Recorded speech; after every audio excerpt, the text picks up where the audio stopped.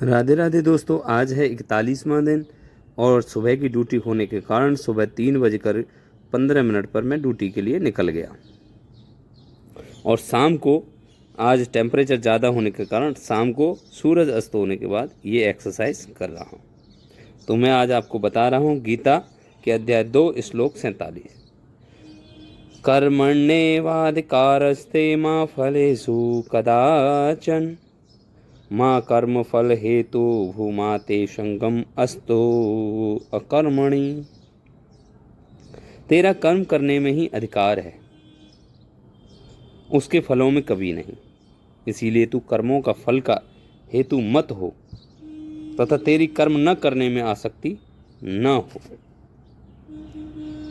वर्ण, आश्रम, स्वभाव और परिस्थिति के अनुसार जिस मनुष्य के लिए जो कर्म विहित है, इस मनुष्य शरीर में ही जीव को नवीन कर्म करने की स्वतंत्रता दी जाती है। अतः यदि वह अपने अधिकार के अनुसार परमेश्वर की आज्ञा का पालन करता रहे, उन कर्मों में तथा उसके फल में आसक्ति का सर्वथा त्याग करके उन कर्मों को परमात्मा की प्राप्ति का साधन बना ले, तो वह सहज में ही परमात्मा को प्राप्त कर सकता है। तुम्हें इस समय शरीर मनुष्य प्राप्त है, अतः तुम्हारा कर्मों में अधिकार है। इसीलिए तुम्हें इस अधिकार का सदुपयोग करना चाहिए।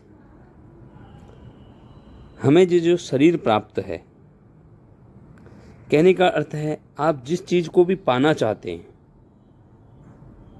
उसके लिए आप सिर्फ कर्म कीजिए।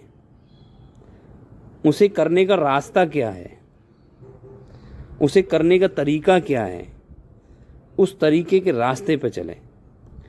उसमें अपना कर्म, अपना एफर्ट, जो आपका एफर्ट है, आपकी जो कोशिश है, वो उसमें लगा दीजिए। आप ये मत सोचिए कि इसका परिणाम क्या होगा, क्योंकि जिस रास्ते पे हम चलेंगे उसका परिणाम भी वही होगा। हम अगर अच्छे रास्ते पर चल रहे हैं तो हमें परिणाम भी अच्छा ही प्राप्त होगा। पढ़ने का कार्य हो, अगर आप मन लगा के पढ़ रहे हैं तो जो चीज़ को प्राप्त करना चाहते हैं वह आपको मिलेगी ज़रूर। मगर अगर आप गलत रास्ते पर जा रहे हैं, गलत कार्य कर रहे हैं, तो उसका परिणाम भी गलत ही होगा। मनुष्य कर्मों का फल प्राप्त करने में कभी किसी प्रकार से भी स्वतंत्र नहीं है। आप जो भी कर्म करेंगे उसका फल क्या होगा, कैसा मिलेगा, ये आपको नहीं पता है। उसके कौन से कर्म का क्या फल होगा और वो फल उसको किस जन्म में किस प्रकार प्राप्त होगा, इसका ना तो उसको कुछ पता है और न वह अपने इच्छा अनुसार समय पर उसे प्राप्त कर सकता है। फल लगता है, फल मौसम के हिसाब से ही, अपने हिसाब से ही पकेगा। उसका जो भी मौसम है वो उसी मौसम में पकेगा, मिलेगा तो अच्छा रहेगा, अथवा न उससे बच ही सकता है। मनुष्य चाहता कुछ और है और होता कुछ और है। अब मैं डेली सुबह एक्सरसाइज करना चाहता हूँ मगर कर नहीं पाता हूँ।